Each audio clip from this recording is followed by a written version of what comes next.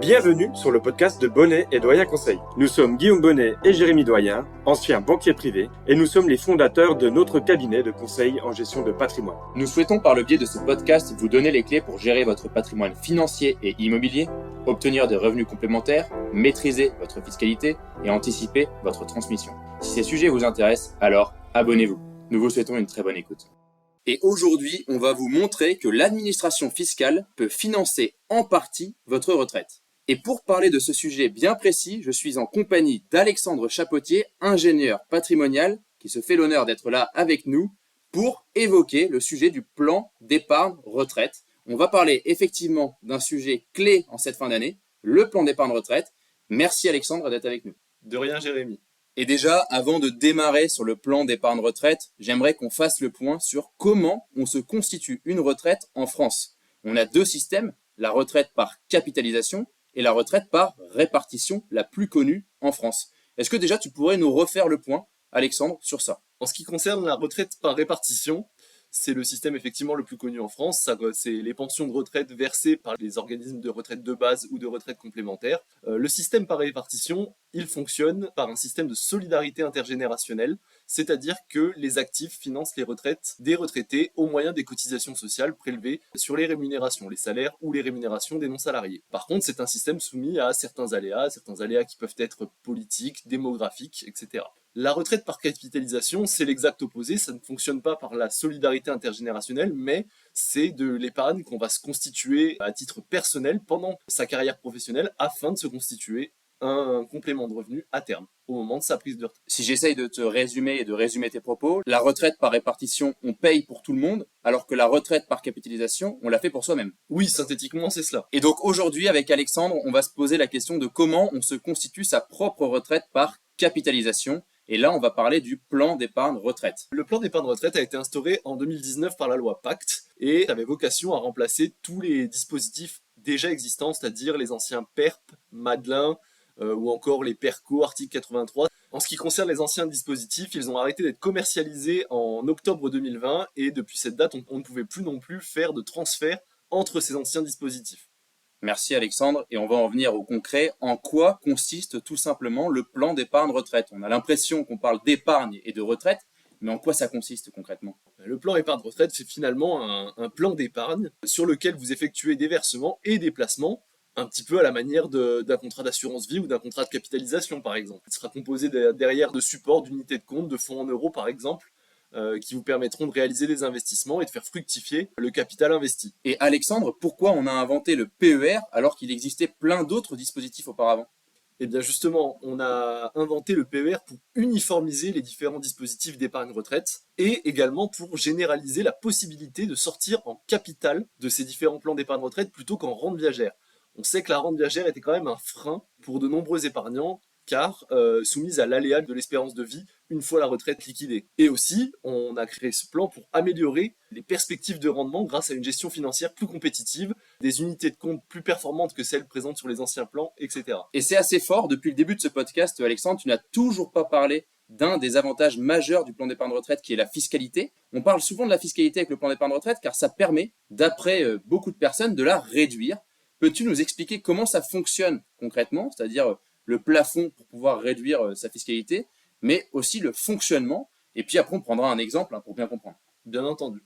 Évidemment, quand on parle de PER, on pense à la fiscalité, car un des atouts majeurs de ce produit, mais comme c'était déjà le cas avec les anciens PERP et les Madelin, c'est la possibilité d'effectuer des versements volontaires en fait sur ce produit, et les versements volontaires, dans une certaine limite, seront déductibles de votre revenu global imposable, ce qui va générer une économie d'impôt qui sera proportionnelle à votre tranche marginale d'imposition. On reverra ça derrière dans un exemple, j'imagine. Exactement, Alexandre. Donc tu as parlé de plafond déductible, dans la limite du déductible. Est-ce que tu peux venir un peu plus en profondeur sur ce fameux plafond? Effectivement, les versements volontaires sont déductibles dans la limite d'un plafond. Ce plafond de déduction est calculé à partir des revenus de l'année précédente. Il représente, en règle générale, 10% des revenus imposables de l'année précédente. Ça, c'est pour les versements déductibles du revenu global. Mais on a également une seconde alternative pour les personnes qui sont des travailleurs non salariés. Eux, ça ne sera pas 10% du revenu imposable de l'année précédente, mais ce sera 10% de leur résultat de l'année en cours. C'est-à-dire que s'ils effectuent des versements, par exemple au mois d'octobre ou de novembre, ils ne connaissent pas encore leur résultat définitif. Et donc pour les particuliers et pour les salariés, c'est l'année d'avant, alors que pour les entrepreneurs, c'est le résultat en plus de ça et c'est l'année en cours. Exactement. Mais les entrepreneurs ont aussi la possibilité de bénéficier de la déduction du revenu global, si vous voulez. D'accord. Donc c'est assez complexe au niveau des entrepreneurs. Je pense qu'il faut se faire accompagner par un conseiller en gestion de patrimoine. Et puis c'est notre but avec Guillaume aujourd'hui, d'accompagner les clients sur ce type de profil. Tout à fait. Et surtout que les plafonds, on va schématiser dans les exemples qui suivent, mais les plafonds sont sujets à certains retraitements ou à certaines exceptions.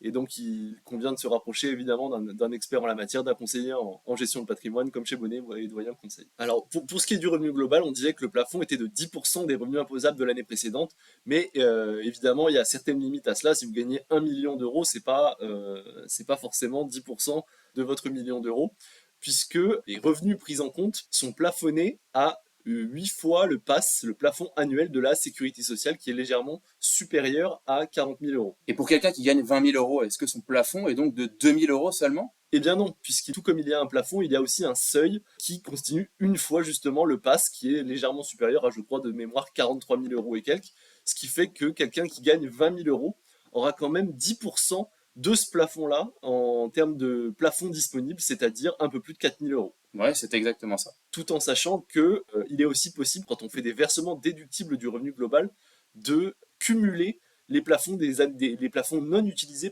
des années précédentes. Donc ça veut dire que quelqu'un qui aurait gagné 20 000 euros et qui n'a jamais versé depuis 4 ans pourrait en fait verser 16 000 euros. Oui, tout à fait, exactement. Et en plus, il aurait la possibilité éventuellement de cumuler avec les plafonds de son conjoint ou de son partenaire de Pacs, les plafonds non utilisés, donc même de monter jusqu'à 32 000 euros, sous réserve bien entendu d'avoir la trésorerie disponible pour le faire. Oui, et puis ce n'est peut-être même pas dans son intérêt s'il n'a gagné que 20 000 euros. Tout à fait. Et on en a parlé très rapidement de ces tranches marginales d'imposition, et je pense qu'il faut qu'on en vienne à un exemple concret pour que les auditeurs nous comprennent bien. Aujourd'hui, quand on gagne 20 000 euros, est-ce qu'il y a vraiment un intérêt à placer? Et on va faire 2 exemples pour bien le comprendre. Déjà un exemple avec un montant de salaire de 50 000 euros et un deuxième exemple avec un montant de salaire de 100 000 euros. Et on comprendra donc que quand on gagne 20 000 euros, il n'y a pas forcément un grand intérêt.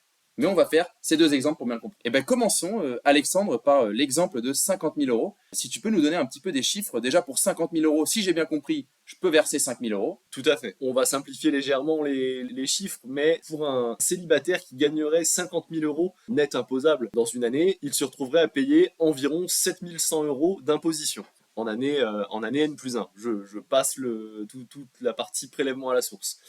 Donc il pourrait avoir un plafond de déduction égal à 10% de ces 50 000 euros, soit 5 000 euros, et les verser sur son PER, ce qui permettrait de les déduire de son revenu imposable en année N+1. Avec 50 000 euros imposables, notre célibataire se retrouverait dans une tranche marginale d'imposition à 30%, c'est-à-dire que pour chaque euro gagné supplémentaire, il se retrouve à payer 30 centimes d'impôt. 30%. En versant 5 000 euros sur son PER, et ça lui permet d'imputer 5 000 euros sur ses revenus imposables dans la tranche à 30%, car ça ne lui fait pas passer dans une tranche inférieure, et donc d'économiser finalement 30% des 5 000 euros déductibles, soit 1 500 euros. Donc tu es en train de me dire que je place 5 000 euros, mais l'État me rembourse 1 500. Exactement. Ou plutôt ne te prélève pas 1 500 euros d'impôt qu'il aurait dû te prélever si tu n'avais pas effectué ton versement. Oui, donc en gros, mon imposition passe de 7 100 à 5 600. Exactement. Tu auras 1 500 euros en plus à la fin de l'année, puisque ce ne sera pas prélevé dans tes impôts. Ok. Et si j'ai déjà versé tous ces prélèvements à la source, le remboursement, il intervient quand? Parce que du coup, on va me rembourser. Eh bien, si via le système des prélèvements à la source, tu as été trop prélevé en impôts, l'administration fiscale te remboursera en année N+1, l'année de ta déclaration fiscale, puisqu'on déclare évidemment les revenus N-1. Donc, l'année de déclaration des revenus sur les revenus N-1, l'administration fiscale te remboursera le trop versé en imposition entre les mois de juillet et septembre. Exactement. Je crois que juillet, c'est pour les remboursements de trop perçus et septembre, c'est pour ce qu'on n'a pas encore trop versé. Exactement, il me semble. De notre côté, on a dit qu'on allait parler de l'exemple de 50 000. Donc là, on comprend que pour une tranche marginale d'imposition de 30%, c'est quand même intéressant. On gagne 30% de ce qu'on verse si on garde cette tranche marginale d'imposition. Mais alors, quand on gagne 100 000 euros, on garde le même exemple. On gagne 100 000 euros, on est célibataire sans enfant et on a un impôt prévu, si on ne fait rien, de 21 850 euros. Tout à fait.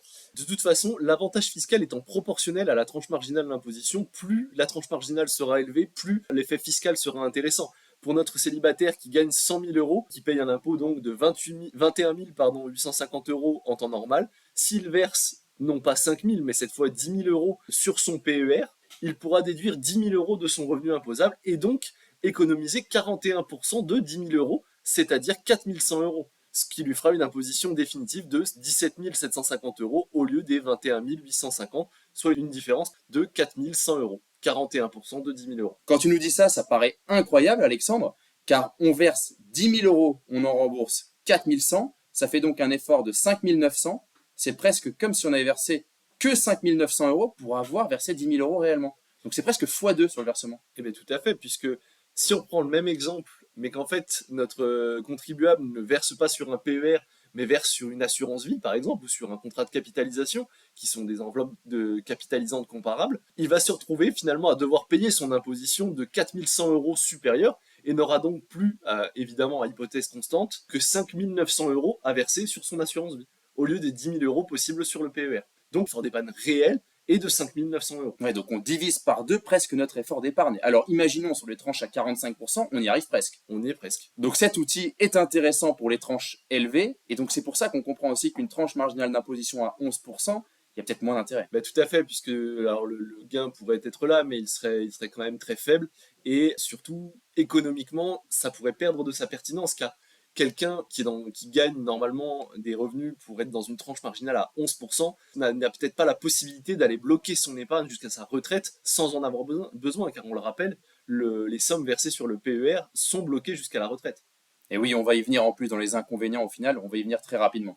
C'est vrai qu'on fera un point sur les inconvénients du PER, pour l'instant on s'attarde sur les avantages. On va continuer le podcast maintenant qu'on a fait la partie fiscale. Donc on a vu cet avantage fiscal, on va maintenant parler de qu'est-ce qu'on peut mettre en fait dans ce plan d'épargne retraite, sur quoi on investit dans le plan d'épargne retraite, et un peu le fonctionnement maintenant du plan en lui-même et l'intérêt d'investir dans le plan d'épargne retraite. Donc effectivement, si on investit ces 5 000 euros sur le plan d'épargne retraite, sur quoi on peut investir, Alexandre ? Une fois les sommes investies sur ce plan d'épargne retraite, vous avez la possibilité d'investir dans une large palette d'investissements, un peu à la manière d'une assurance vie, sur différents supports, que ce soit du fonds euro sécurisé, que ce soit sur des unités de compte qui peuvent vous permettre d'aller plutôt sur les marchés actions, les marchés obligations, voire sur l'immobilier. Enfin voilà, toute une large palette d'investissements à la manière d'une assurance vie ou d'un contrat de capitalisation. Et à ce niveau-là, il est indispensable de vous faire accompagner par un conseiller en gestion de patrimoine en fonction de la conjoncture économique, etc. Et puis tu dois savoir ça mieux que moi, Jérémy, et aussi Guillaume. Tout à fait, c'est vrai que c'est notre métier de faire la gestion financière des placements, plan d'épargne retraite et assurance vie. Donc oui, pour donner un exemple à nos auditeurs, c'est vrai que si vous versez 5 000 euros pendant 20 ans, avec un taux d'intérêt, un taux de rendement à 4%, ce qui est un peu le rendement presque sécuritaire aujourd'hui, ce qui ne sera pas le cas dans les années à venir, il faut le savoir. On n'a pas pris non plus un rendement à 10%, on a pris un rendement à 4% pour l'exemple. Le capital final, en ayant versé 5 000 euros pendant 20 ans, il serait de 154 000 euros, avec 54 000 euros d'intérêt de gagné. Donc ça veut donc dire qu'on a versé 100 000 euros, sur quoi on a eu 30 000 euros de réduction d'impôt, et ça pourra forcément osciller en fonction des années, en fonction de nos revenus, donc peut-être même plus de réduction d'impôt ou moins en fonction des tranches. Et en plus de ça, on a 54 000 euros d'intérêt de gagné. Donc ça veut dire que si je reprends un exemple très concret, j'ai versé 70 000 euros et au final, j'ai un capital de 154 000 euros. Eh bien, effectivement, ton effort d'épargne réel a été de 70 000 euros, puisque si tu n'avais pas versé sur ton PER, tu aurais eu 30 000 euros d'impôts supplémentaires que tu as pu, grâce à tes versements sur le PER, réinvestir directement sur le PER et donc démultiplier grâce au fonctionnement des intérêts composés. Tu as donc fait x2 dans ton exemple, un peu plus que x2 même. Donc c'est intéressant le plan d'épargne retraite, même d'un point de vue d'investissement. Sachez que les PER assurantiels sont meilleurs que les PER bancaires, car l'offre est bien plus intéressante. On a parlé de 2 avantages majeurs, l'investissement et la fiscalité. On va parler des autres avantages qu'il existe. On va parler maintenant de la prévoyance en cas de décès. On dit souvent aussi que le plan d'épargne retraite, c'est une sorte de prévoyance pour protéger ses proches. Et tout à fait, tu évoquais à l'instant la différence entre les PER compte titres et les PER assurantiels. Prenons le cas d'un PER assurantiel parce que la fiscalité de transmission est quand même nettement plus intéressante. Le PER assurantiel fonctionne à la manière d'une assurance vie, peut fonctionner comme une prévoyance en cas de décès car il y a une clause bénéficiaire dans le contrat qui vous permet, grâce à une rédaction bien entendu sur mesure de la clause bénéficiaire, de couvrir vos proches dans le cas de votre décès prématuré. Et comment fonctionne cette clause bénéficiaire ? C'est-à-dire, je mets qui je veux dans cette clause bénéficiaire ? Tout à fait, tu peux faire une rédaction libre de cette clause bénéficiaire et mettre les bénéficiaires de ton choix. Le capital sera éventuellement transmis hors succession s'il t'arrive quelque chose avant la liquidation de ce plan. Et aux bénéficiaires désignés, on peut même imaginer des clauses sur mesure, comme dans l'assurance vie, avec du démembrement de propriété, etc. etc. Et c'est indispensable d'être accompagné par un professionnel en ce sens. Et est-ce qu'il y a un âge fatidique, comme dans l'assurance vie avec les 70 ans? Tout à fait. La fiscalité en cas de décès du PER assurantiel a la même bascule que l'assurance vie, avec cet âge de 70 ans. Mais les règles d'imposition sont légèrement différentes, car en ce qui concerne l'assurance vie, c'est la date de versement des primes qui compte pour établir la fiscalité en cas de décès, alors qu'avec le PER, c'est l'âge au décès qui compte. C'est-à-dire que pour l'assurance vie, les primes versées avant les 70 ans de l'assuré donnent droit à un abattement de 152 500 € par bénéficiaire, puis une imposition à 20% sur une tranche à 700 000 € et 31,25% au-delà. Pour le PER, c'est légèrement différent, c'est la date du décès avant 70 ans qui entraînera cette fiscalité, alors qu'un décès après 70 ans entraînera la fiscalité de l'article 757B, c'est-à-dire que les capitaux décès intégreront la succession et seront soumis au barème progressif des droits de succession classiques, après un abattement de 30 500 €. Je précise que ces abattements sont communs avec l'assurance vie, et que contrairement à l'assurance vie, le décès après 70 ans entraîne l'imposition de la totalité des capitaux décès et non pas uniquement des primes versées, comme c'est le cas sur l'assurance vie. Est-il vrai, Alexandre, aujourd'hui, que si mon PER est prévu pour ma femme, comme celle-ci n'a pas de droit de succession à payer, alors je peux tout à fait le laisser après 70 ans, alors que au contraire, si mon PER est plutôt prévu pour mes enfants, il vaut peut-être mieux que je pense à 69 ans à faire la bascule vers une assurance vie. Oui, tout à fait, Jérémy. Le conjoint ou le partenaire de Pacs est toujours exonéré de droits de succession ou de droits sur la fiscalité de l'assurance vie ou du PER depuis 2007. Alors que les enfants, eux, sont imposés. Et effectivement, la fiscalité, comme on vient de l'évoquer, est beaucoup moins intéressante sur le PER après l'âge de 70 ans.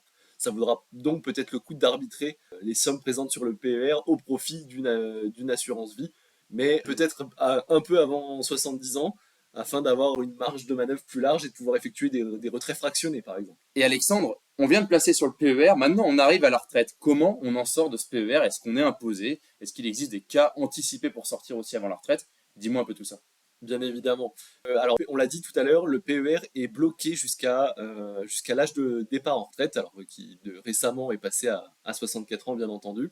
Le PER est bloqué jusqu'à cet âge-là, et à partir de cette date, vous avez la possibilité de sortir, non pas en rente viagère obligatoirement comme sur les anciens plans, sauf sur le PER, mais on ne revient pas dessus, mais vous pouvez sortir en capital, en une seule fois, ou de manière fractionnée, tout en sachant par contre que la sortie du PER entraînera l'imposition des primes qui ont été déduites à l'entrée. Donc ça veut dire concrètement que si j'ai déduit à 30% à l'entrée et que je ressors à la retraite sur une tranche marginale d'imposition à 11%, je gagne un peu d'argent. Exactement. Et c'est tout l'intérêt du PER, c'est de défiscaliser les sommes pendant que vous êtes un actif et que vous avez une tranche d'imposition qui sera supérieure ou égale à celle que vous aurez au moment de la retraite. Oui, tout à fait, parce qu'on rappelle aussi l'intérêt d'investir et d'épargner pour avoir des intérêts composés et gagner de l'argent, même si on est à 30, puis 30 à la retraite. Exactement, c'est toute la puissance de cet outil, c'est que même si vous sortez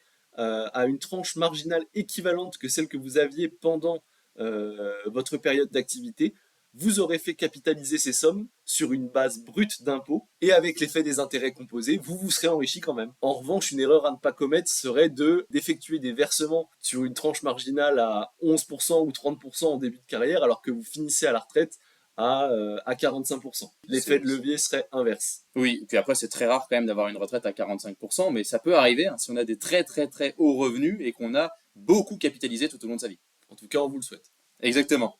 Et puis pour très rapidement parler aussi sur les cas de sortie anticipée, est-ce qu'il en existe? Est-ce qu'on peut sortir avant la retraite? Et si oui, est-ce que tu peux nous en citer peut-être un ou deux? Bien sûr. Il existe quelques cas prévus de sortie anticipée en cas de besoin. Il y a notamment un cas qui a été rajouté avec le PER, qui est la sortie pour l'acquisition de la résidence principale. Ce qui veut dire que à n'importe quel moment avant votre retraite, vous achetez votre résidence principale, vous pouvez débloquer les sommes qui correspondent à votre apport personnel pour l'acquisition de votre résidence principale. Et est-ce qu'il existe d'autres cas? Bien évidemment, il existe d'autres cas, mais qui sont moins drôles. On pourrait citer par exemple le décès du conjoint ou du partenaire de PACS, une situation d'invalidité, une situation de surendettement par exemple aussi, ou une expiration des droits au chômage. Et je crois que l'expiration des droits au chômage, c'est un cas très spécifique en plus. Effectivement. Et puis ce sont des cas de force majeure. Exactement. Eh bien, on a parlé maintenant des inconvénients. Vous voyez, il y en a très très peu. Le seul inconvénient, j'ai envie de dire, c'est que c'est bloqué jusqu'à la retraite, sauf cas anticipé, et on vous le souhaite pas, sauf l'acquisition de la résidence principale, où c'est souvent une bonne nouvelle. Et pourquoi pas à ce moment-là débloquer le PER. Faites-vous accompagner, car c'est très très important d'être accompagné d'un point de vue fiscal et d'un point de vue placement financier.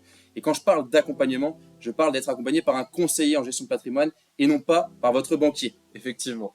La gestion financière du contrat a toute son importance dans la stratégie de capitalisation sur une base brute d'impôt, puisque si vous avez des unités de compte maison de certains établissements, vous aurez une contre-performance et donc à la fin, toute cette belle stratégie n'aura pas d'intérêt. Eh bien, il est venu le temps de te remercier, Alexandre, je le rappelle.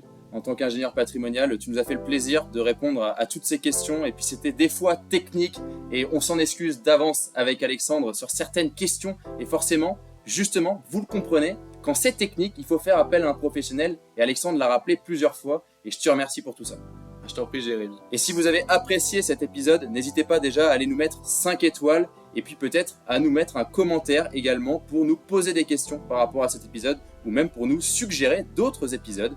Et si vous voulez en savoir plus sur le plan d'épargne retraite, on avait fait un épisode, l'épisode numéro 30, le PER, la solution magique pour réduire vos impôts. Si vous souhaitez prolonger la discussion, alors vous pouvez directement prendre contact avec nous sur notre site bonnetdoyenconseil.com. C'était Guillaume Bonnet et Jérémy Doyen et nous vous remercions pour votre écoute. À bientôt pour un nouvel épisode.